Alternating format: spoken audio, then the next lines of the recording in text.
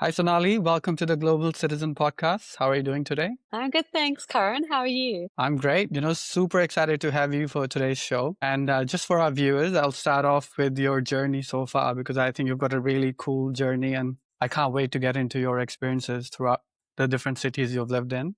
Mhm.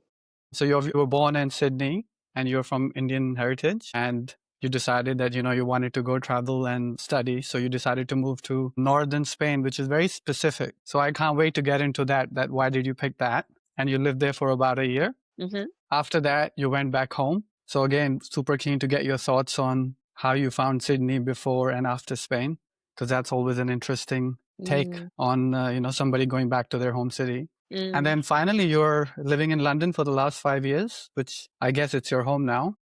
Yeah, So again, super keen to get your thoughts on how does London compare to Sydney, and yeah, all the details around that. So again, welcome to the podcast. thank you. Thank you for having me. Cool. So I'm going to start off with Sydney. I've been to Sydney a few times myself. I love the city, but I've only spent a very short amount of time each visit. Mm. So, what was Sydney like growing up? Sydney was really interesting growing up because we grew up in the suburbs. So I didn't grow up in central Sydney, close to the beach or anything. I was in very suburban Sydney. And so I wasn't used to like going to the beach every weekend. I used to go to, there's this area in Sydney called Harris Park, which is like basically a little India. And that's where I remember going to every weekend, to get all the latest like Indian movies and the Indian sweets and have like dosa and so even though I was in Australia, I grew up with very like Indian roots and just being rooted in that kind of culture. And so it was there was that kind of it was a bit of a dichotomy in that sense because I was living in a very Western society, but being raised with very like Indian values and um, routines kind of based around that. That being said, as I got older, we moved sort of further into the city, closer into the city. And that's when my lifestyle started to change. I was, having more brunches and going for like the Bondi to Coogee walk. And so I was making the most of like the coastal side of the city. And I loved it. I loved it. It's a very, relaxed country and city, it is great food, great, wine, great restaurants. Like there's really just so much to love in Australia, lots of nature. But I think when I like got older, because I was quite overprotective growing up, which I know is also something to be like super grateful for because I'm lucky to have parents that care so deeply, but it did cage me a bit.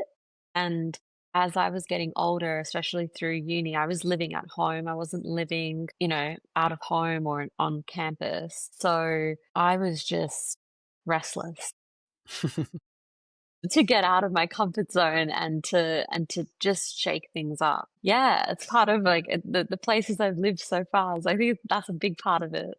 Yeah, I mean it's a true blessing to be honest, and your upbringing sounds quite similar to where I grew up in Auckland. So I also grew Mm, up in a place that had really good access to all the Indian things, whether it's food or clothes or just groceries. So that mm, kept me very close to the Indian heritage. mm, And then it's interesting to balance that, right? Because you're obviously still living in your case, in Australia. In my case, I was in New Zealand. But to have that access to India, I think really helped me stay connected to that.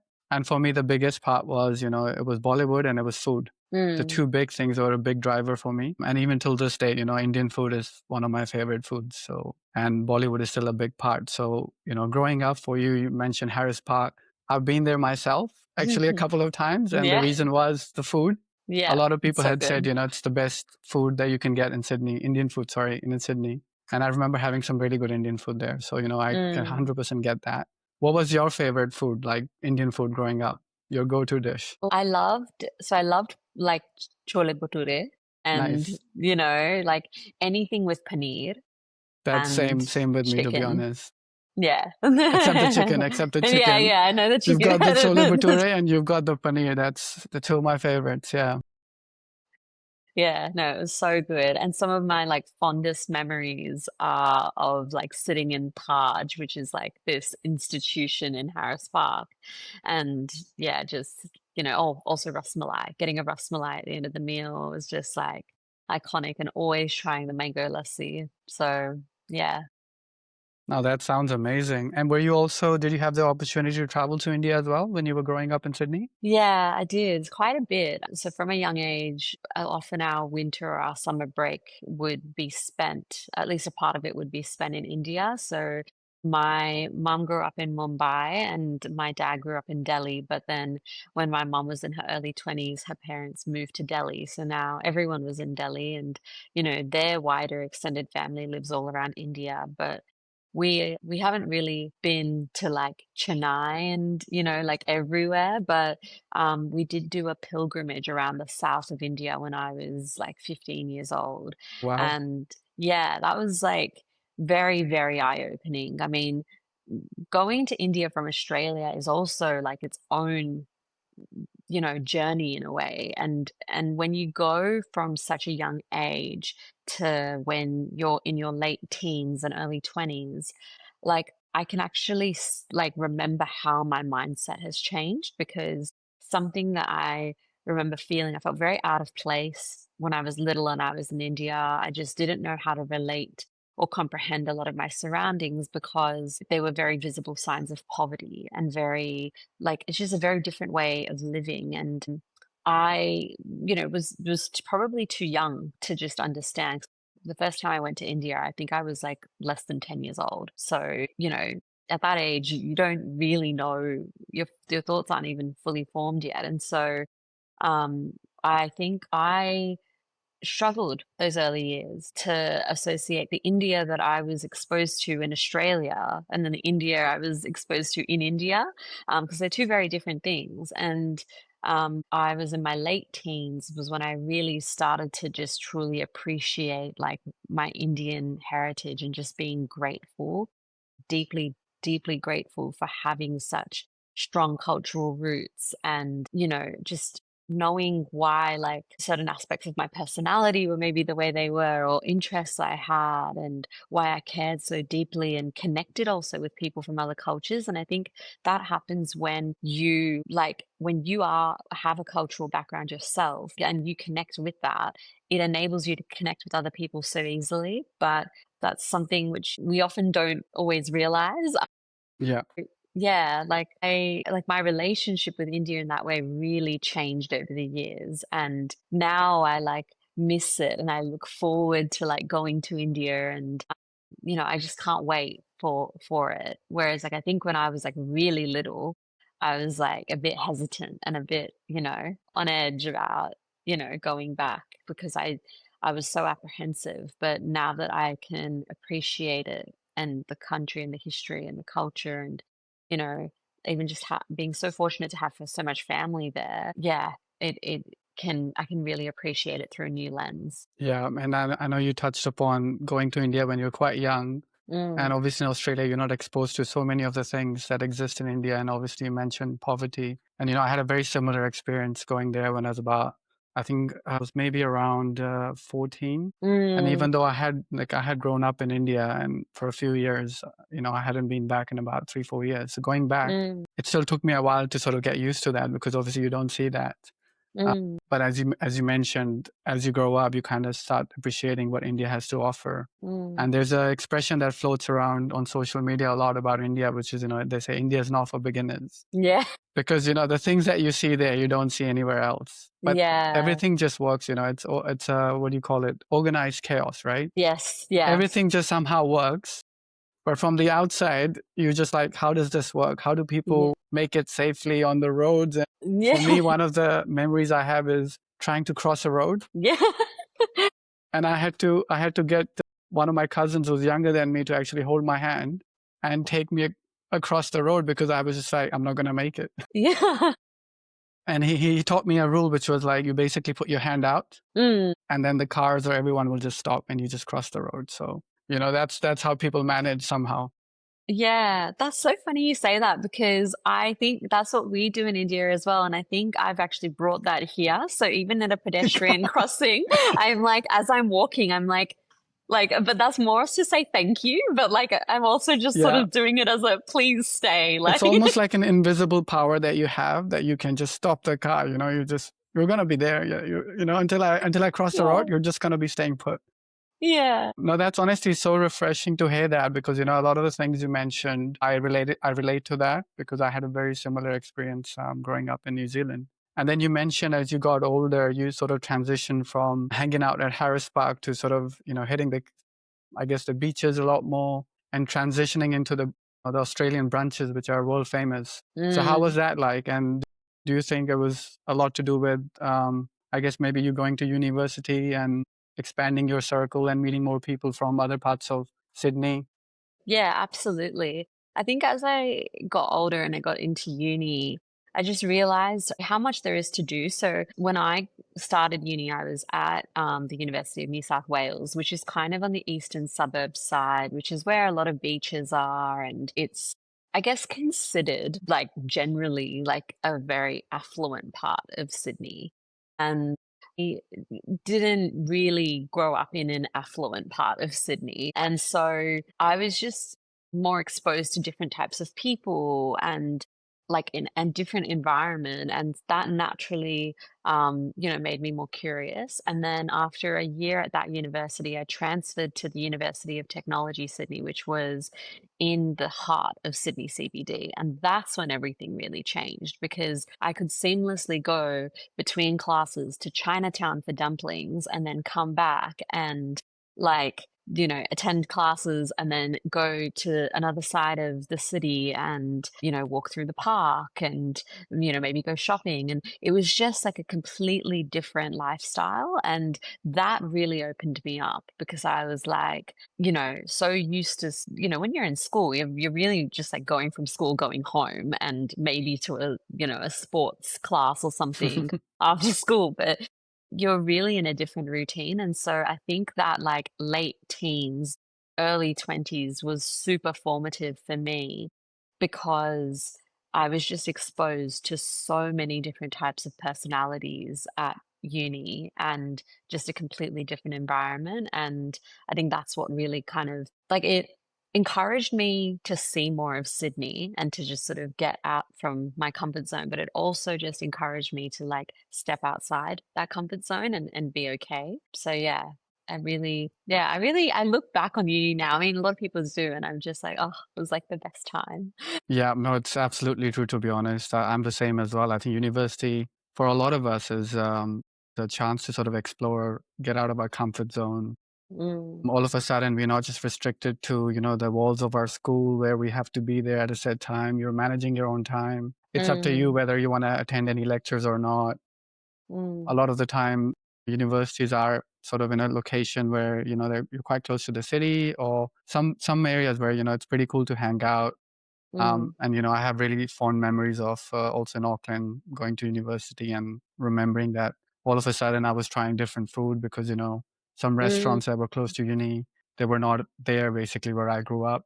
And yeah. it's just a natural way of exploring and finding out, oh, actually, I quite like dumplings. I've never had these dumplings before, or anything else like that. I remember actually I started drinking coffee in uni, so that was my big thing. Mm. I did not Yes, drink coffee same. before, Yeah. and I guess when you're low on sleep and you have all these assignments and exams, coffee becomes your best friend, right? So, till this day, I love coffee.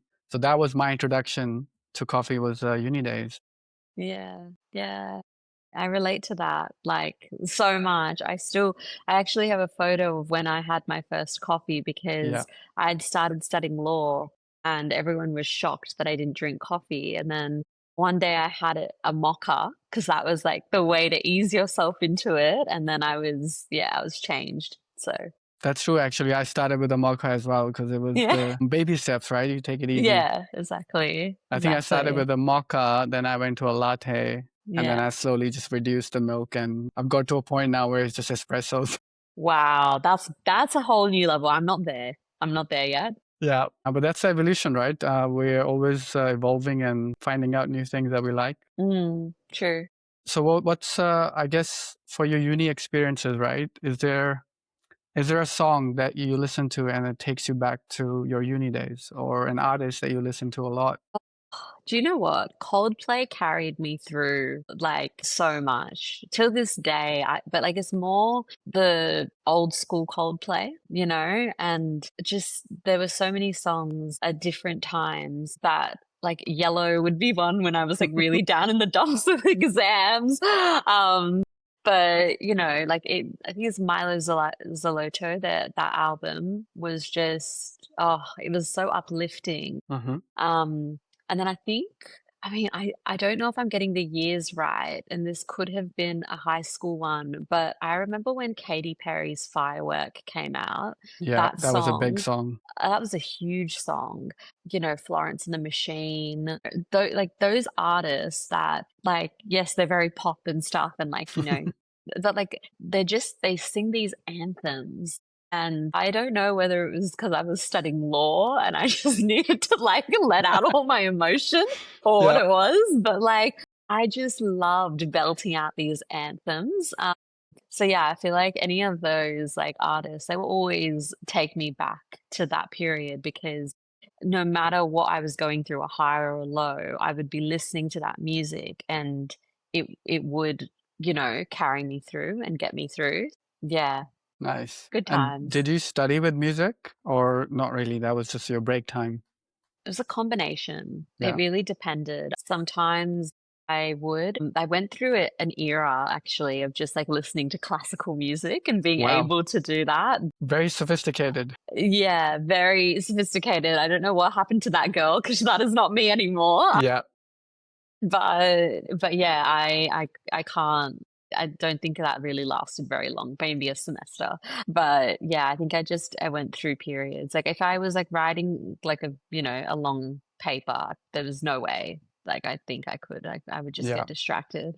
But yeah, what about you? Yeah, I mean, music was a big part, I think, of me growing up throughout school, university. And a lot Mm, of people can't listen to music with lyrics when they're studying, yeah. but I could. And some of the stuff I was listening to was very heavy, like a lot of like Mm. sad heartbreak songs. And everyone would be like, dude, are you okay?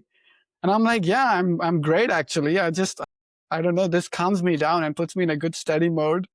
Because obviously I can't be listening to bangers and I'm trying to like, solve Yeah. a maths equation or trying to study physics. Yeah. So just something sort of mellow, slow Mm. pace, sort of put me in the zone to study. And I used to study at night, so I was a nocturnal person. So, Wow. I just found peace at night when everyone's Mm. gone to sleep. And there's just, I don't know, something beautiful about that time, when there's no distractions, Mm. it's just Yeah. you, my Yeah. headphones in, and just focusing in on everything that I've missed during the day Yeah. because I was too Yeah. busy catching up with friends. Yeah, so I think music was a big part, and I listened to a lot of stuff actually, Bollywood. Ed Sheeran had just come onto the scenes when I was in uni. Yes.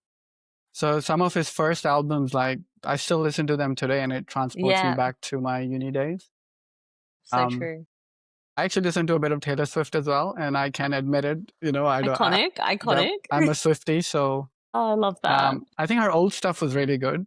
I don't listen Yeah. to her stuff anymore, but I think back in the days she had some pretty good music as well. But all Yeah. sorts really. I mean, I went through my hip hop and R&B phase as well, Iconic. and some of those songs are bangers now. Every time they come at a party or in a club, then you're that Yeah. generation, who party Yeah. to Flo Rida and Pitbull and all these guys. So Yeah. Yeah. Eminem's Lose Yourself. my goodness, yeah. I can break dance to that.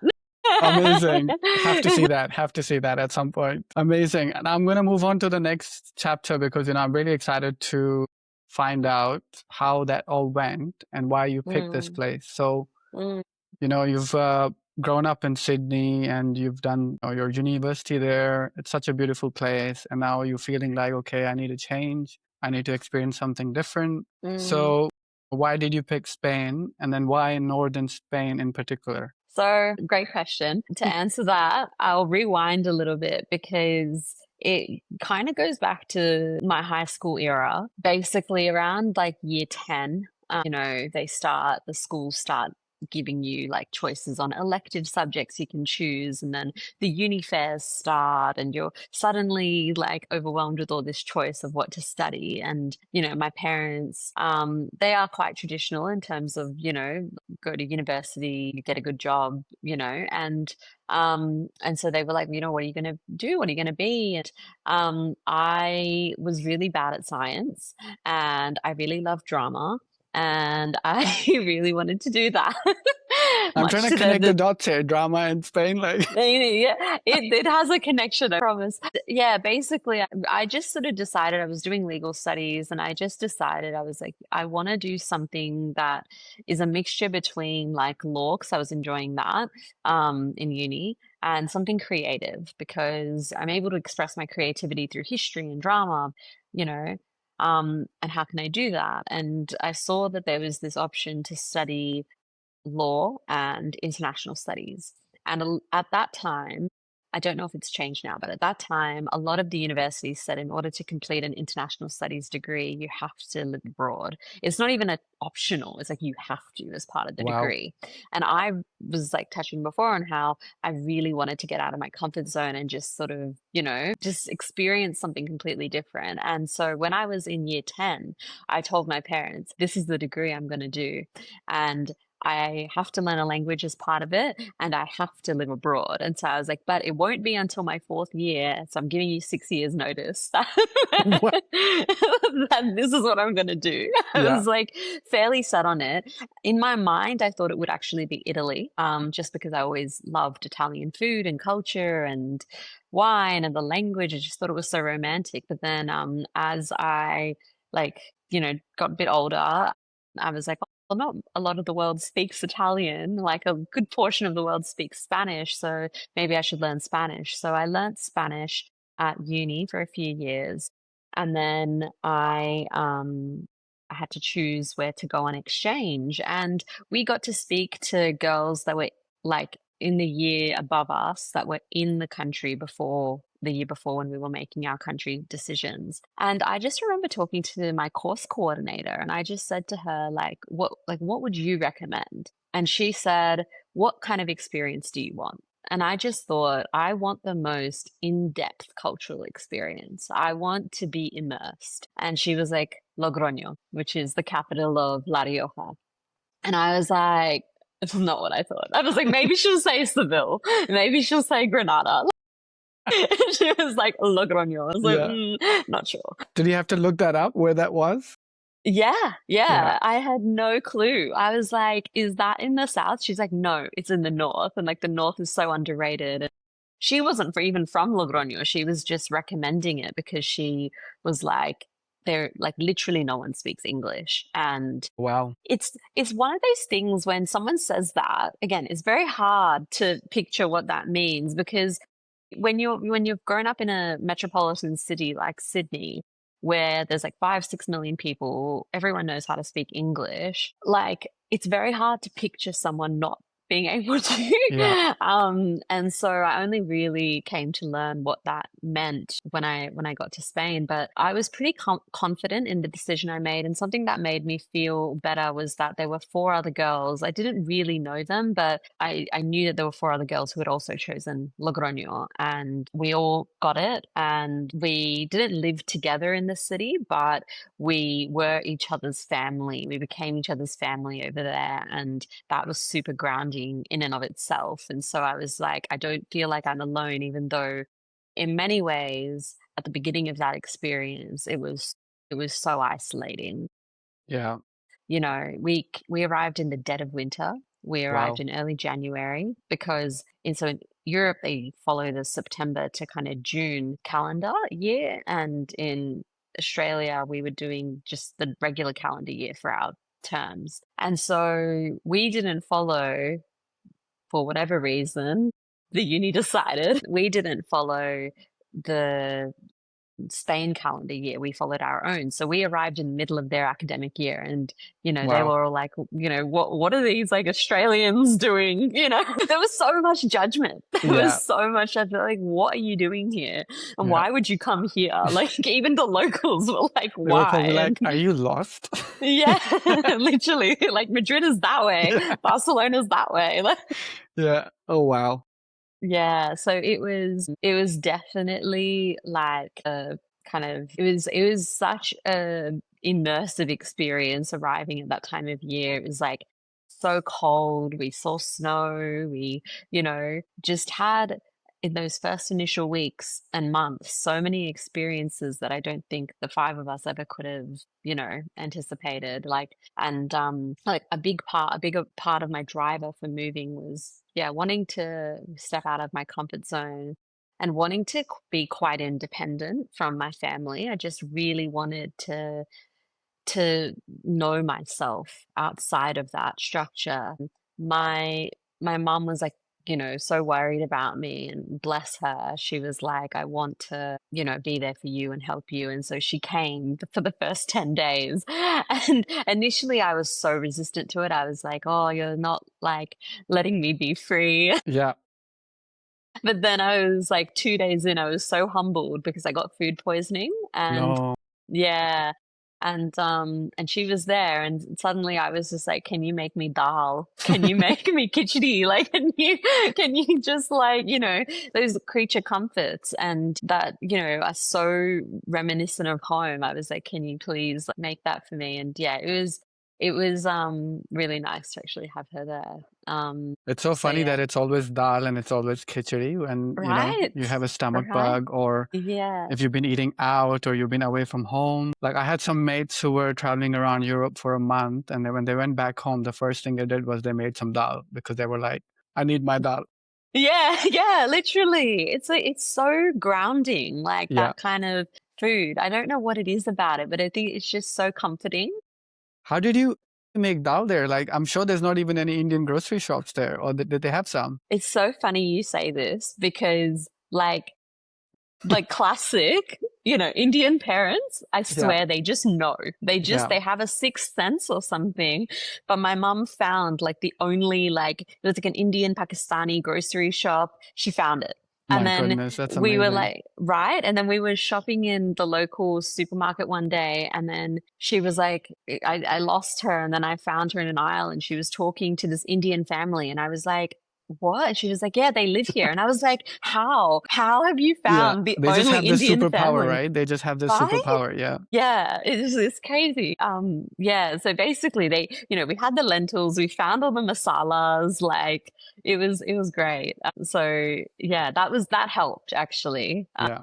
It's But it was interesting how funny. it comes down to these simple things, right? So when you're away Yeah, from home, trying to create a new home in a new city, yeah. it's literally like the food, the people that Mm, are around us. In your case, it was the other students from Sydney that became your family while you were there.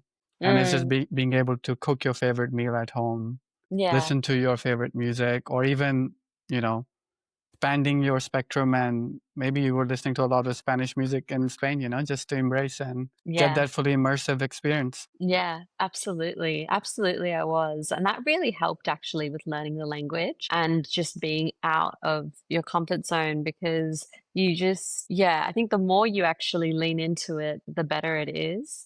And it didn't actually take me away from my Australian roots. It just sort of unlocked a different side of me. So, yeah, it was like honestly, everyone says their exchange year is like the best year of their life, but honestly, it really was because I didn't know how, like, strong I could be when I'm outside of my comfort zone until then, Yeah. and that whole year, that whole experience has, like, become the baseline for me of, like, when I'm going back, when I'm in a situation now and I'm like, "I don't know if I can, do this," or, "I don't know how X, Y, and Z will be in the future." I'm like, "It's okay because you managed to figure it out in Spain when no one spoke English." Yeah. So, like, it's okay. So, yeah, it was quite a yeah, formative experience. And I think we surprise ourselves when we're put in this Mm, situation. We just don't know yeah, that we have this in us, right? Unless we are really yeah, pushed in that corner or, chucked in the deep end, basically. That's when we figure yeah, out actually we're a lot stronger than we thought. yeah, And we can cope with this. We can come out of it. yeah. And I'm sure the way you're talking about it, you had a blast that 1 year. Yeah, it really was. I think the other thing is like a lot of Spanish people thought I was Spanish, which was like a huge compliment. I was like, I'll take it. I'll take it any day of the week. But it was also one of those things because of that, they were coming up to me and they were being like, "De dónde es? Like where is X, Y, and Z?" Asking me for directions. And I was like, I have no clue. You are asking the wrong person. Yeah. So that was interesting. But then, later on in the year, as I was settled in, more confident in Spanish, I was then able to direct people and or That's able such a to, good feeling. it's Yeah. just, it's so liberating when that happens and you just feel like I belong, like I'm where I'm meant to be. But yeah, like it was great. I could keep gushing about Yeah. Spain. It was just the best experience. Initially, I will say, like, I sound like I'm romanticizing it, but like those first few months, I do remember there were like some lonely walks I went on just, to clear my head where I was like, have I made the wrong decision? Like, what am I doing here? Why did I do this? But like, like who does this? Because I had the choice between Madrid, Barcelona, Granada, Cadiz, like all these really beautiful like places either on the coast or very central. And I was like, no, no, I chose this. Hey, at least you had good access to wine, right? One of the best wine Yes, regions is right yes. there. So Literally, literally. That was actually like a huge perk because the university organized all these like excursions for us, and it was always to vineyards. So we amazing. like literally just went around like the region, just trying different wines and having like pinchos, which is tapas, same thing as tapas, but they call it pinchos in the north. And yeah, it was just the best. So there was just so many highlights of being in what felt more like a town than a city, And like and I'm so grateful I did it. I'm so grateful I did it because now I'm like, when am I ever going to have that experience of living in a small town again? Like, I don't know when I'm ever going to have that experience. And it's so nice that I got to do that in my early 20s because it did then shape how, like, a lot after coming back, which, we'll get Yeah. to. But yeah, it was just such a cool experience. And then like I also did it like solo traveling that year. So like, I went from living at home, growing up in a metropolitan city, only speaking English. Yes, I had been fortunate enough to like widely travel when I was younger. My parents and I, we always went on like lots of family holidays, which was great. But that's not the same as like living in a town of 150,000 people. So very different worlds apart. But yeah, I'm just so grateful for that year. And I'm sure you realize this when you move to Spain. Spain as a country, they start their day quite late. Yes. And Sydney is one of those cities in Australia where, everyone is up super early and then the Mm, city's dead around 8:30, 9 p.m. It's like there's nothing yeah. to do. Whereas Yeah. Spain in general is literally the opposite. Yeah. Like not even Yeah. a cafe will open up before, 9:30, 10 a.m. Yeah. And then the partying really starts there till maybe from 2 a.m. is when it actually Yeah. gets going. If you get to a club at midnight, you're still too early. There's no Yeah. one there. Exactly. So it's a big culture shock in that sense, right? And especially for you because Sydney's when we were there, I didn't know this about Sydney. And I love going to like cocktail bars at late Mm, at night after a meal or something. And then everything was just closing. And they yeah. said, "Well, you're too Yeah. late." And I was like, "What do you mean I'm too late? It's 9:30." Yeah. And then someone told me like, "Oh yeah, no, it's early to bed and early to rise kind of a city." And I was living in Melbourne at the time, which is again quite different, where we have a lot of late Mm, night bars open. yeah. The nightlife, I think, is generally a lot better in Melbourne in comparison Yeah. to Sydney. I agree. But then Spain takes it to a whole new level. Like my Literally. first couple of times, I was struggling to stay awake, and we were just Yeah. leaving our accommodation to go out partying around 2 a.m. Yeah. Yeah. I was like, everything closes in like New Zealand, Australia. They close their clubs at like 2, right? I think Sydney even had a rule that they were closing stuff at around midnight. Yeah. It's like the lockout laws. Yeah. I think if bars have to stop serving alcohol around 1:30 in the morning, and then that's often when places just start going quiet Yeah. now. And you say that to a Spanish person, they'll be like, "You're crazy." Yeah, literally. They're like, "Where have I landed?" Yeah, yeah. Yeah, No, like it's always interesting when you travel because it just opens you up to a whole new culture, different perspectives, different way of life. yeah. And then as you travel, you have the flexibility to just pick and choose what you want. Yes, So, exactly. your 1 year in Spain, what were the few things that you really, really embraced? You've added to your personality. And then you went back to Sydney and, you were that person where you were always like, oh, well, in Spain, we have pinchos. In Spain, we have Yeah. this wine. In Spain, we call it this. So what were those things that, you took it with you back to Sydney? So I think I've always loved food. That's that's Yeah. always been a thing. I think that's like also like to do with my Indian upbringing. Like food is the heart of like every moment and every plan as Hmm. well. Like everything gets planned around food. But I think I built on that because I wasn't a very confident cook before Spain. And then obviously I was like living by myself for a period. And then even when I had flatmates, like I was cooking for myself. That started my love of cooking, and then also like trying so many different pinchos and just going to so many different restaurants. Like it just expanded my horizons, and so I was experimenting with different spices and with saffron, and like I started this love of cooking, and that's really carried through to today. So that's like been a big one. Also just having the confidence to like try new things. I think people often say, like, just try something new or just do something new. But that is whatever new thing you do, even if that's just going to a new cafe, that is stepping outside of your comfort zone. And like, because I had to do that so much in Spain, I I just got used to that. And and then that's something I've really embraced. And then also just with Spain in general, the lifestyle there, I just really feel like they know how to live.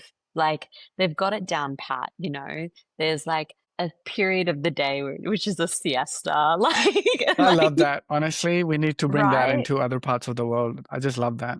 Yeah, it's just so good. Even if you don't sleep, just the notion of it, which is that, you take this time to rest, to have a meal with your family, to whatever it is. Like, I just remember all the supermarkets closing and all the shops, everything just closing and like the world going still. And just that, like, that time to be present and still, and it just instilled in me not only the importance of like how precious time is, but the importance of like having that work life balance and not taking things too seriously, which is probably advice I could really keep telling myself right now. But honestly, those things, like, I think I really have tried to center myself based on those values, and a lot of that is to do with um when I was in Spain and the lifestyle I was exposed to there, which I'm so desperately trying to replicate. So every time I see a news update, it's like, oh, Spain has introduced this new law to do with like 4 days a week, like 4-day work weeks, and then I think they've just introduced some like entitlement to 15 days of annual leave when you get married, and I'm like, what? Yeah, the priorities are set right there, right? Right? Like it just is so good. So yeah, I can't obviously take those aspects into Yeah. where else I've been. But you can just try and emulate those values where possible. So when you came back to Sydney, were you then rushing to find a Spanish restaurant Yeah. close to you that was giving you some sort of a feeling of, yeah, I can get similar food here? Because it's Yeah. interesting, right? Because you come back to your home city where you're Mm, craving food from a city which is not your home, and you're mm, getting homesick from that mm, city, which is, you were just there for a year, but it kind of left a big impression on you. Because I've mm, done that, I like the first time I left home and I went back, I was mm, craving for the type of food I had access to in that city. So it was almost like a mm, reverse homesickness happening. And then I went mm. looking for that food, back in New Zealand. And Yeah. at that time, it was quite hard to find. But I'm sure, now with the world we live in and social Yeah. media, all Yeah. sorts of restaurants are opening up everywhere. So the access has become a lot easier now. Yeah, for So were sure. you, what? What were you craving then from Spain in terms of food when you came back to Sydney? So in Logroño, there's this street called Calle Laurel, and it literally has like as in wall to wall, 70 to 80 bars just next to each other, Wow. all dotted along this road. And they all specialize in their own pinchos and their own, their own speciality basically. And every Thursday they would do this deal where you could get little pinchos and a little like copita of wine, little wine glass, and it was like €2 or €2 50. It was so cheap, and we would just go all out, walking along this street, trying all these different foods. And then when we went back to Sydney, we would like meet up, me and the other four girls, and we would just be talking about it so much, being like, why doesn't this exist here? Like, why don't these? And we were going out to try and find, like, oh, could we find these like similar pinchos? But like, often didn't. And if we did, it just like didn't measure up. But it was like that itch. We just had that itch of like going back. So yeah, I was like honestly just craving a lot of the pinchos and then always trying to find a good paella because that was just so good in Spain. Yeah. Just like doesn't compare. Yeah. And what about your friends in Sydney when you came back? Mm. Did they see you as a different person? Yeah, I think everyone saw me as more open and more relaxed because I think there's a lot that comes with having independence, especially when you use that independence to do a lot. It's not like you're just staying stagnant when you actually, lead with a bit of purpose. Like it doesn't need to be big things, but like even just the fact that I was like doing my own groceries and cooking and then making plans and going solo traveling and then navigating all of that like buses and whatnot, like all those things add up. And my friends, like they saw me when I came back, they were like, wow, like you've changed, but in like the best way, because you just seem so much like my worldview had opened. And I know that sounds maybe a bit cringy cliche, like it is It I is feel true, what I think. It happened. is true. It happens. Yeah, yeah. Especially, and you wouldn't think, part of me is like, it's surprising me for me to say that because I went to somewhere, like I lived somewhere which was smaller than where I was from. And you would think that, like, just on the face of that, maybe why would your worldview increase? But it's because it was so outside my comfort zone that my worldview shifted, and also completely different culture, like completely different culture. And it was nice to take things slower because I feel like in Sydney, and I say what I'm about to say is funny because I'm like in London, but in Yeah. Sydney, I felt like everyone's so fast, everything's moving fast, everyone's in a rush, there's always traffic, there's always like sirens, there's always, some kind of commotion going on somewhere. And then living in this city, which was like so calm and peaceful, and then the lifestyle so relaxed, it just like forces you to slow down. Um, and if anything, I think now that's something I'm constantly coming back to where I'm just like, I need to slow down. I need to pause. I need to pause. I need to reset because London is like, it's like Sydney times 10. Like, Yeah. it's just so different. I mean, I was going to ask you that. And I think that leads us into our next segment, which is your Yeah. London journey. Because in a lot of people's mind, obviously, Sydney is that dream life compared to London, right? You've got the nice beaches, you've got Mm, better weather. Australia has this perception that, you've got a good work life balance. It's a lot more relaxed. Obviously, I think it's subjective to the profession you're in. yes. And I think Yeah. obviously you're a lawyer. So being a lawyer, I don't think it's that chill anywhere in the world. I think it's quite an No. intense career. But even then, when you think about Sydney compared to London, you're like, okay, Sydney probably has better work-life balance. And then you Mm, take it to the next extreme, which is, where you were in Spain, north of Spain, in a small town, 150,000 odd people. Obviously, it's mm, a lot more levels down compared to Sydney in terms of pace of life and everything. mm, So when you decided that actually I want to now go to London because, it's good for my career. I want to, expose myself to a beast of a city, which in my opinion, I think London is one of the best cities in the world and it mm, offers a lot. And no matter what you want, you can get it in London. But it does take a big mind shift. Like you have to be prepared. It is not an easy city. It's a city where you kind of have to have your things figured out and you have to be tough mentally. It's just not Mm. an easy city. It's a fun city, Yeah. but it's not an Yeah. easy city. So how Mm. did London come to your mind? And then what was that experience like leaving Sydney again for the second time, saying Mm. bye to family and friends, and Mm. not knowing how long you're going for as well? Because a lot of us, when we're leaving, and I was in the same boat when I left New Zealand to move to London, I just didn't know what was in store for me. Mm. So, what was that experience like for you? This is a huge question because there's so much that informed my Sydney era and like also what informed my London like decision to move to London. So when I moved back to Sydney, it was really tough. Just also like, having some incredible year and then going back to living at home and then the routine and then just realizing that there was a lot that I had seen that I was very fortunate enough to see that maybe a lot of other people hadn't. And, you just start realizing, okay, I'm not necessarily relating to everyone around me, and I'm not relating to all my friends around me. Couple that with I was in a relationship at the time with someone overseas, and that was long distance. And then to bridge the gap, I was like, I'd always wanted to move to London because I had visited London in 2015 with my family, and I just fell in love with the history and the art and the, beautiful architecture. Just like I really romanticized it. And, we had done like that touristy stuff. We had like gone to Bath for a day and we had gone to Windsor and, it was beautiful. And I just remember thinking, I want to work here one day. The timing of my move, I think, was dictated a bit by the relationship I was in because I was like, I think I just want to get there and bridge this gap.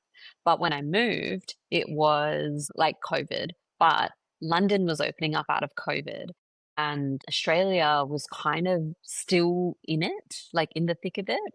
And like, I'm sure, you remember like the laws were so strict at that time. And it was like almost impossible to like exit the country, and I had to apply for permission to leave. I had to get an exemption to leave the country, and in doing so I had to sign away my rights as a citizen to like consular assistance. So that Wow. was, yeah, it was like pretty tough because they would basically like if you get stranded abroad, accept that the consulate doesn't have any responsibility to, you know assist you kind of thing. And I was like, this is insane to me, but I made that leap. And so I didn't get that farewell when I left Sydney. Didn't get to see my friends. I was doing farewells over Teams, and just when I left as well, Sydney had been plunged into what would become a 3-month lockdown. And so when I left, I didn't know when I could come back, and I didn't also know when my family would be able to come and see me. So that was tough. That was really tough because I was like, what if something happens back home and then I can't get back? And then Yeah. like it was like quite a stressful time and a big decision to make. And I think I just took that leap of faith. And I was like, they can't close the borders forever. Like it will hopefully open up Yeah. soon. And again, bless my mom. She, as soon as the borders opened up, she booked like the first flight out to London to come That's see really me. sweet. Yeah, and yeah, and so I moved over, and it was interesting to move over when London was opening up post-COVID because I didn't know what London was pre-COVID, apart from that, whirlwind 10 days I had on a holiday with my family in 2015. But even then, I was like much younger. I was not doing the things that I would be doing at this age. Like we weren't going to pubs, we weren't, exploring the nightlife. And so to me, I felt like I was exploring London on a fresh slate as well because everything was so new for everyone else coming back into the city, and everything changed. Like everyone was suddenly having flexible working arrangements and no one was really coming into the office 5 days a week, and it was just a very I think it helped me ease in to living in London.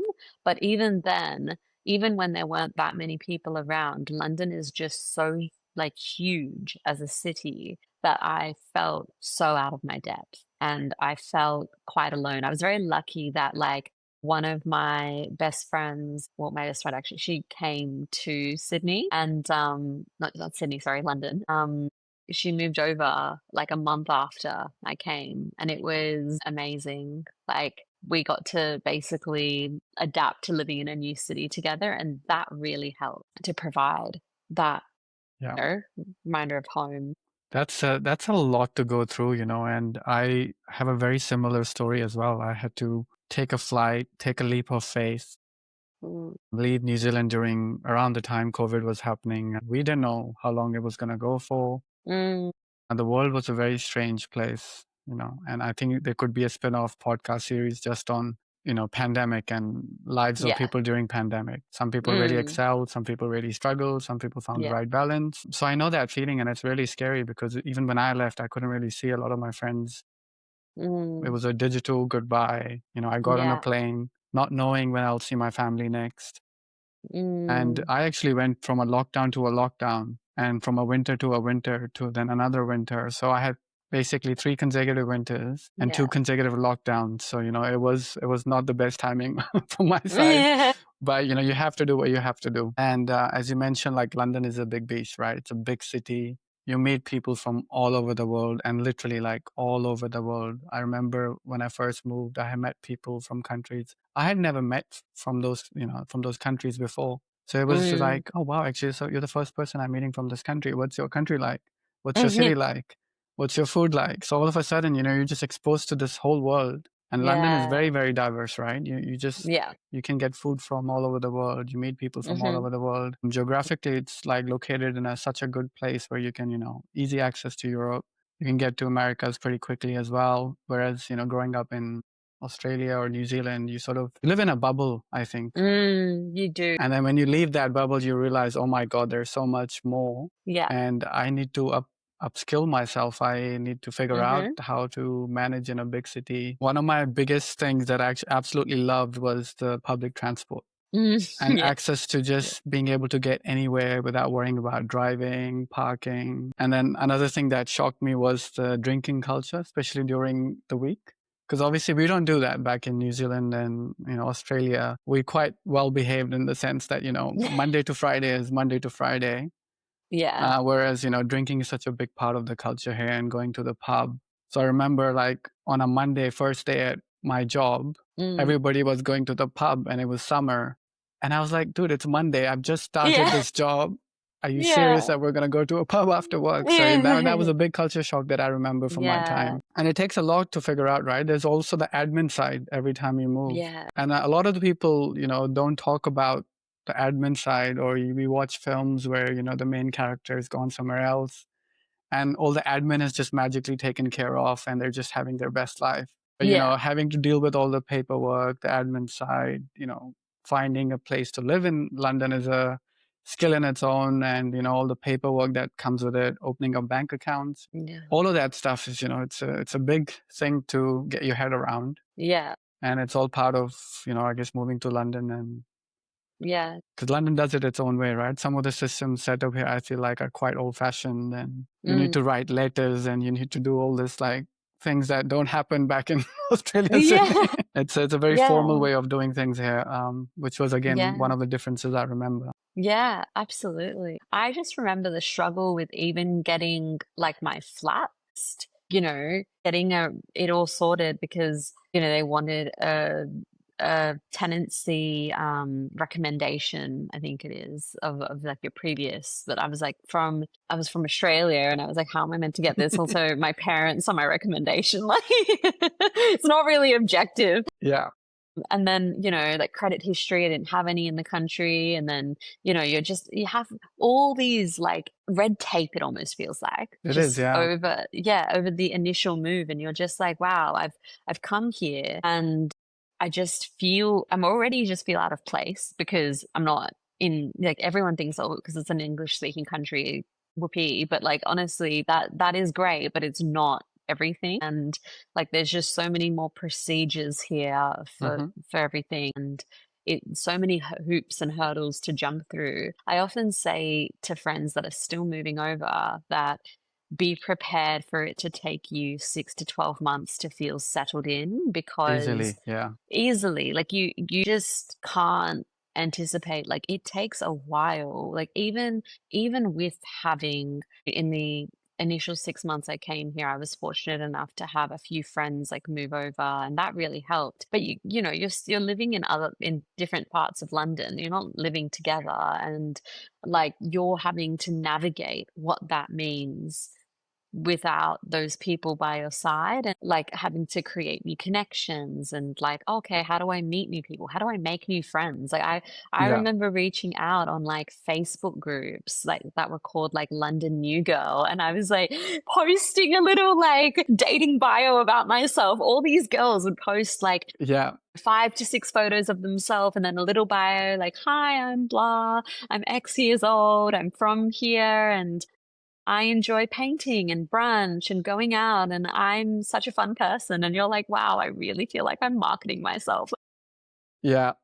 You feel so on show, and but you have to do these things. Like one of my closest friendships that I've made was through one of those posts that I did. And you just, again, it's that coming back to that whole thing of like how adaptable are you when you're outside of your comfort zone, and that you're just sort of forced, like you can either feel crushed under the pressure of what that is, or you will choose to just take the steps towards like figuring out what works for you. Yeah. And that very much, like, very similar to everything you described was my experience. Yeah. And with the friendship, right? Like London is a big city. Obviously, there's a lot of people here, but it's not easy to meet people here and make friends. Yeah, You think that no, there's more people here, so you'll make friends easy, but actually, it's a very fast-paced city. yeah, Everyone is really busy. yeah, Um, and I think people in generally, when you compare it to the smaller cities, like it's a big city, so in general, people are not as friendly. I yes, mean, I'm saying yes, like people are friendly in London, but when you compare it to like a smaller city where, you can say good morning or hello to somebody on the street, if you yeah, try doing that in London, someone's gonna be like, "Oh man, you're crazy. yeah, literally. Stay away from me," right? So that's that thing. And then I think personally, I remember, so when I moved to London, I didn't know many people here actually. So Mm, none of my friends were interested in moving to London. mm, For them, it was like, yeah, it's a big hassle. You know, right, they had a very that's tough. comfortable life back home, so they were just like, nah, this is not something we crave for. We want to chase. But I actually took it as an opportunity to find myself, meet new people. And the way I did it was I just, exactly as you mentioned, I just, put myself out there in terms of all the hobbies that I wanted to get back into. So, I used to love dancing. So I took some dance classes, weekly dance classes, and met people through that. I went back to playing cricket again. So I met a whole bunch of people Mm, through that. And then the yeah, biggest thing for me was traveling. So, that again opened up a whole new community for me as well.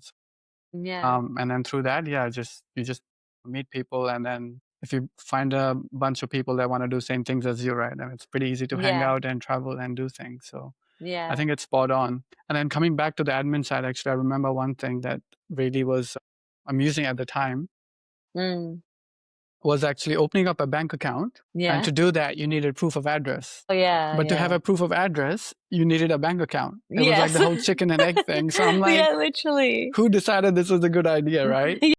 So I remember like reaching out to somebody I knew here to be like, hey, can I just use your address as a proof of address? Yeah, yeah, And then he has all these like hoops you got to yeah. jump through to just open up a bank account, which is bizarre. Literally, literally. Yeah. It's yeah. And I actually, it's funny you say that because I have had friends moving over who have done that to me. Yeah. They've been like, "Can I make your address my address?"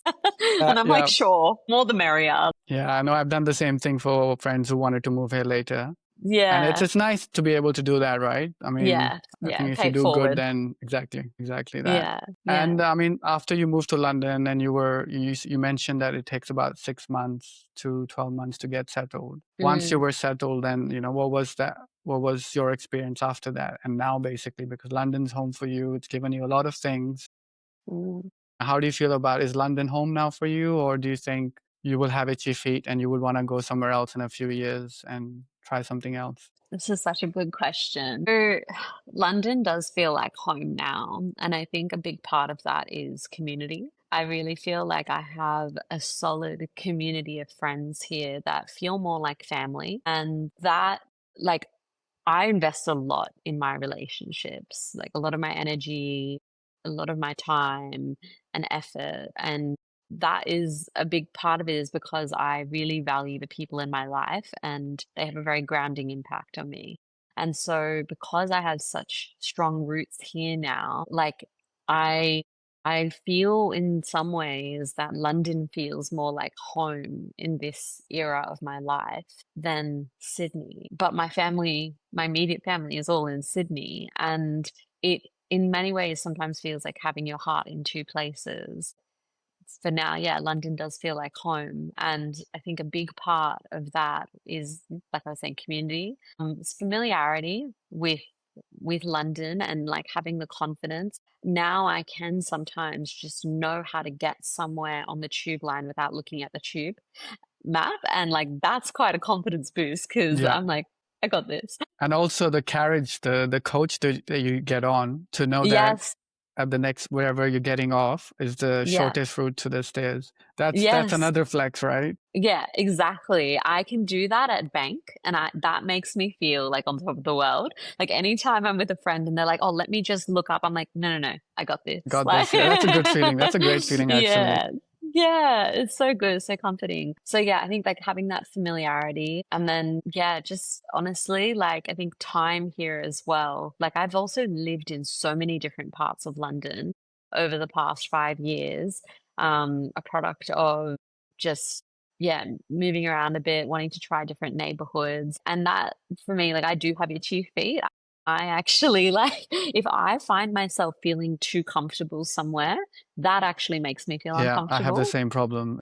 It's Right? annoying, to be honest, but it is what Yeah. it is. I know. I'm like, I can't sit still then. And I'm like, no, no, no, we need to change things because this doesn't feel right anymore, Yeah. which is so weird because so many people like would probably say they crave comfort and they crave like just having a sense of routine. But I think I often like as much as I like having a routine, I do like changing things up quite a bit. So like I've lived like London Bridge, Victoria, Angel, and now I'm like, South London way. So it's just, like yeah, What's your favorite out of these areas? What do you really so far enjoyed, or top places? and do you know why it's such a hard question? Is because I feel like I was talking before about how Spain was this really formative chapter for me, and London has been a formative chapter for me in so many other ways as well.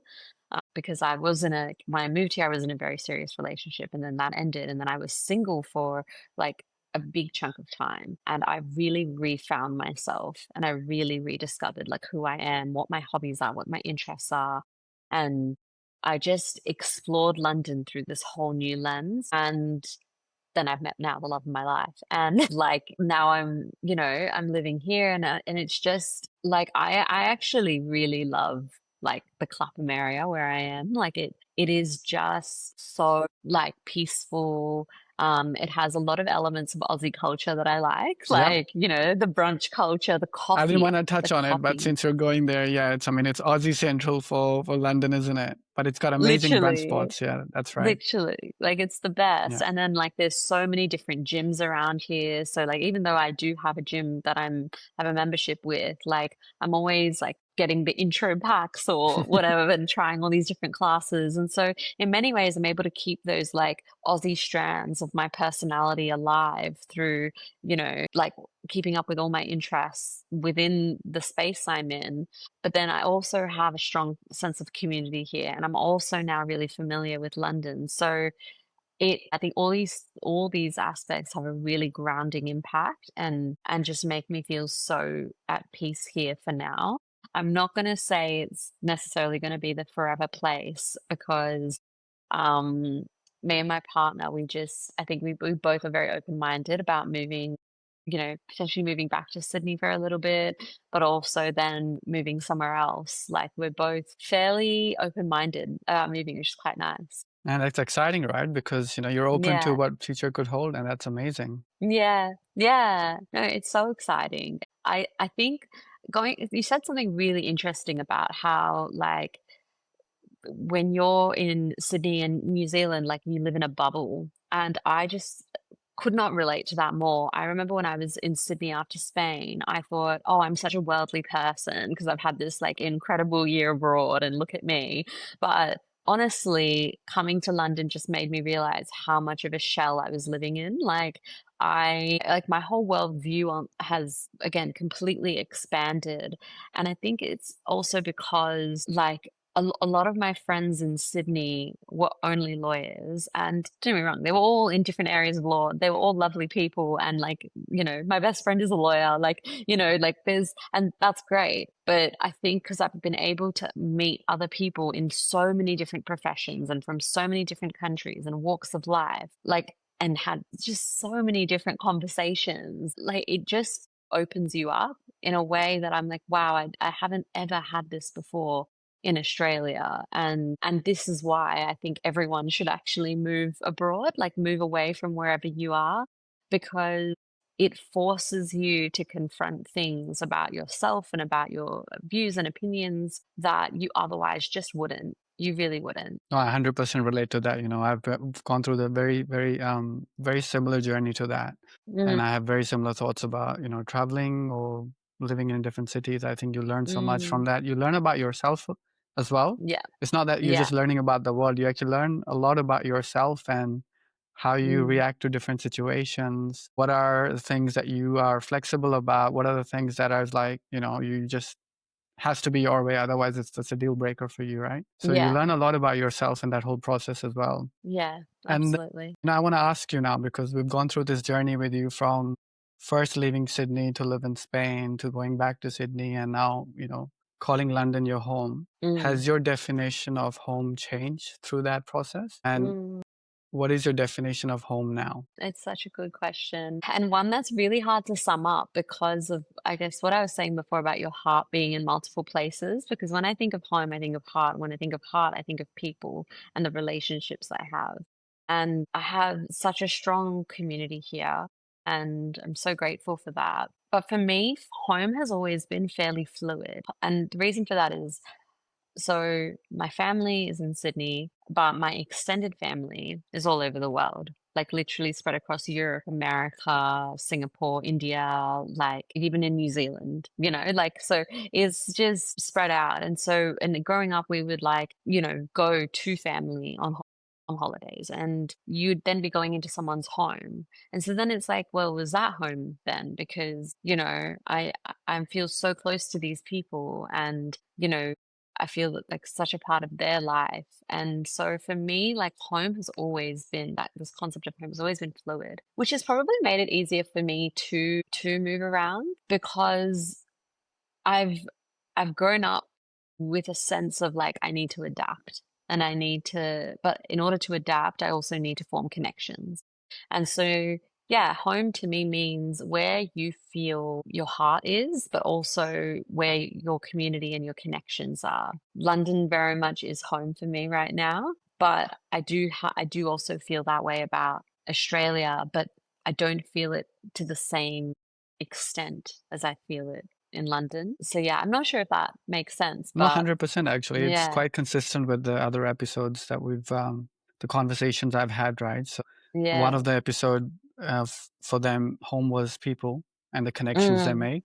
mm, And no matter where they went, they always found people that brought home to them. And then they had yeah, things like food, music yeah, that they could share with those people that made them feel home for that given yeah, period of time they were in that city. And mm, then they could take that same feeling to a new city. And then if they had connections with different people, they could still mm, create that home for that amount of time they were there. It's quite consistent. And for people like us who've lived, a few years in different cities or different parts of the world, we know how to make a home in a new city, right? If tomorrow we had to mm, go, we know what our rituals are to sort of keep us grounded. Both of us have something very similar, that we are living here now and call London home, but we have parents on the other side of the world. And you mm, couldn't get any further than that, right? And that's quite hard to mm, manage. A lot of mm, us are in a similar positions here. There's a lot of Kiwi Aussies living here, and they have to manage that, right? They have good mm, connections here. They have a good community here, but then their parents might be in Australia and New Zealand. And how do you mm, manage that? And these places are so far that you can't even visit them for a weekend or go there for, a week or so, because you pretty much have to take all your leave to get any good amount of time to, yeah, spend in that part of the world. So again, that makes it challenging. But a Yeah. lot of us are navigating that, right? And we're finding our own description of what is home for us, what is our drivers. And in our second episode, it was about ritual and your routines, whether it's waking up, going to the gym, finding your hobbies, finding your favorite cafe, things like that. So it's quite consistent with that actually. So, tomorrow if you Yeah. had to go to a new place, I'm sure Mm. you'll make connections if you don't know anybody in that city. Yeah. And you're a good cook, so you can create that meal if you're ever feeling homesick about any of your previous cities you've lived in. Yeah. So Yeah, absolutely. it's a good feeling in a sense, but it's also dangerous because any minute you can be like, actually, I'm gonna pack up and I'm off to my next destination. Yeah. I mean, I've moved so many times that it's just getting to a point now where I kind of feel okay about just packing up and going to the next city. Yeah. And it's a Yeah. bit dangerous because when do you feel like, okay, this is home now. I'm gonna settle down here and this is my place. Yeah. Yeah, it's so true actually. Like that actually that idea scares me of like just settling in one place because I've gained so much from moving everywhere I have that I would want to make sure that wherever I settle and draw roots, I really feel like there is all the potential here to grow and to keep moving forward and not just stay stagnant. So that's yeah, I completely relate to that. And like what you were saying on rituals and like connecting with people back home, like I just remember when I moved here, I started making all these recipes that my mum would make at home because I was like trying to replicate her food and trying to, you know, get that connection. And then it just became a thing where I would like call her and be like, I've done this, now what's the next step? Or I've done this, but like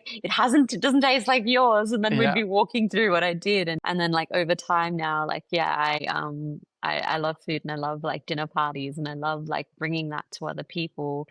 And yeah, like when we've started a supper club and like that is so fun. That's so, so fun. And just another way of like bringing people together. But yeah, it is those sorts of rituals that like really ground you, but then also enable you to stay true to your roots and like draw on where you've come from. Because I think like as much as it's great to move and it's that, we can say we've learned so much from it. I do feel like there is always like an element of like wanting, there's like, a bit of nostalgia of like wanting what we don't have in this moment and when what we're not close, like physically close to, which is like our families. And I often find myself gravitating towards things that remind me of that because yeah, I miss it like anyone would, like you miss that. And so it's so important to make sure like you're prioritizing that and especially when you're just somewhere completely new. Yeah. And I think the longer you spend time away from that place, that feeling just gets even stronger that you're wanting Yes. to recreate those moments or that food or, that experience that you Mm, once had in a city where, people are no longer close to you and you're so far away physically. Heavy stuff, heavy stuff. So now we're going to change yeah. the mood a little And bit. And I would love to wrap up this episode with a fun rapid fire round. yeah. And, it's going to be a series of questions. It's all fun stuff. Whatever comes to your mind, just say, don't think about it too much. Okay. Cool. All right. You ready? All right. Let's get started. A flat white in a Sydney surf club or a cafe con leche in a Spanish plaza? Café con leche in the Spanish Plaza. Nice. Nice. What's your go-to meal that you like to cook at home that makes you feel comfortable, that home feeling? Mm. I love making this meal, but it's like I have to plan it in advance. But I love my butter chicken, like Yes, I've heard all the about this. and I make a paneer makhani, so like I can Perfect. make it for you. Perfect. I'm gonna make it for you. But yeah, it just makes me so happy, and then like any dessert as well. Like I love making tiramisu, my Oh, favorite dessert by far, amazing. and it just always makes me happy. Great, great choices. Next one. Sydney traffic or the London tube at rush hour? Sydney traffic. Really? Wow. Okay, the next one. Your favorite track or artist right now? Masego. anything Masego or Bad Bunny. So I Bad have to say Bunny. that. He's so Bad relevant Bunny, right now. Yeah. he's so relevant. How good Like was even that Super Bowl halftime, right? so good. Like I watched it and I was raving about it last night to Pav. But yeah, I love it so much. Nice. And I'm guessing you probably understand a lot of it now, right? Because you speak Spanish. Whereas, like for me, it's just the beats that I'm sort of jamming to. Yeah. Yeah, that's true. A weekend farmers market in Sydney or a quick dash to a London, M&S food hall. Oh, that's actually really hard. I'm actually gonna say the farmers market in Sydney. Yeah. I actually went to one as well. It was really nice. It was by I think it was North Sydney, just by the bridge, under the Yes, bridge. yes, yeah, That's yes, a really yeah, good one. it is. All right. 40 degrees Celsius Sydney heat wave or the 5 degrees Celsius drizzly London morning. Because none of them are nice, so let's be honest. Do you know what? I'll take the London morning. Yeah. Yeah. The Yeah. Sydney heat wave I've experienced that. It's brutal. It's awful. Like you Yeah. actually can't go outside. You can't like okay, people do go to the beach, but you are at severe risk of heat stroke. Like it's just not fun. Yeah. And the sun is not that great either, right? No, no, You need it's like not forgiving. SPF 50 minimum, I think, to be out in that sun. Literally. Favorite thing about living in Spain? The lifestyle, just the rolling out of bed, taking it slow, all the little like sweet shops, the Pinchos bars everywhere. Yeah, just the lifestyle. Amazing. No, that sounds great. If you could teleport and spend 24 hours in any of the previous cities that you've lived in, where would you like to go for the next 24 hours? Logroño. Wow. Nice. Yeah, I thought you would Logroño. say Sydney because, right now it's summer there, the weather's quite nice, but interesting, No. interesting. I honestly dream about Calle Laurel and those like 70 Pinchos bars, Yeah. and I actively think about what I would eat. You have to go then. It's not far from here now, right? It's 2 Yeah. hours on the flight. Well, so you have to fly into Bilbao, then you need to get either a train or pick up a car Yeah. and go. So it actually ends up taking Like like 10 hours or half a something. day. Okay. Yeah, Fair yeah. enough. So But you still have to go though, right? Before you leave no, London at I some point. oh yeah. Last one to finish. If you had to move to a new city to live, right? Mm. Where would you like to go and live in? Which city? Like right now. As in future, whenever you decide actually, Okay. a new city that you haven't lived in before. These are, I'll tell you two that I have really thought about a bit. I would love to live in either Amsterdam or Singapore, which are very different in ways, like very different. But I think there are just aspects of the culture and lifestyle there that I really love. And I can really see it for a period of time, not forever, but for a period of How time. good is your cycling? Not good. I don't know how to cycle. Amsterdam might be So, tricky then. Amsterdam might be yeah, tricky. little Or bit, actually, you little can bit. learn, right? You can learn. So that's, Yeah, Pav keeps saying he's going to teach me, and I just yeah. am really afraid. Yeah, I wouldn't recommend learning in London. It's pretty stressful out there. Yeah, it's so bad. It's not bad enough with the traffic. Yeah. No, amazing. That brings us to the end. I think you did really well. Couple of answers there that surprised me, especially Really, about the next 24 hours. I was pretty sure you were going to say Sydney, but Spain. really, nah, nah. I actively miss Logroño, and being completely honest, when I left, I wasn't ready to leave. Yeah. Like a lot of people say you should like move when you feel ready for the next thing, but I often think it is maybe better to move when things are at a high, not when they're at a low, Yeah. because You want to leave they'll wanting more. yeah, wanting to feel like, okay, maybe this isn't completely written, there's more to do here. And I left at that point. And so, and like I've only actually been back once since being in Spain, which isn't enough. Like I really want to go back, annual leaves. Yeah. No, not, it's finite, but yeah, I miss it.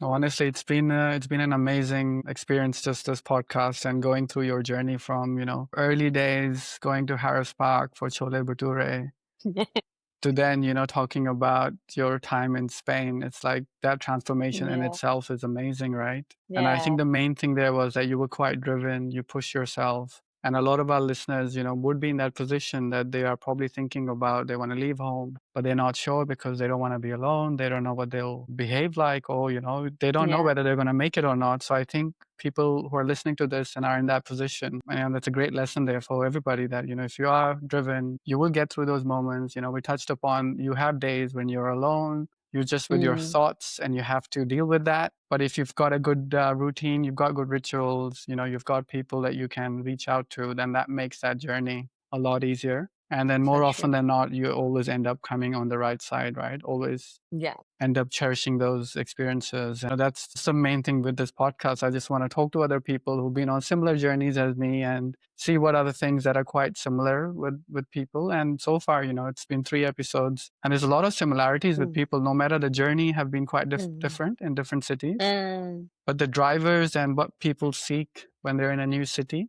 is quite mm, similar. And I yeah. didn't realize this when I started this, that, food is something that's come up in every single episode. Yeah. We all just love food, and food Yeah. just makes us feel at home. Yeah. It's so It doesn't have true. to be the same type of food, but everybody said food, and everybody's talked about the connections you make with people that also helps them. Yeah, I couldn't agree more. I could not agree more.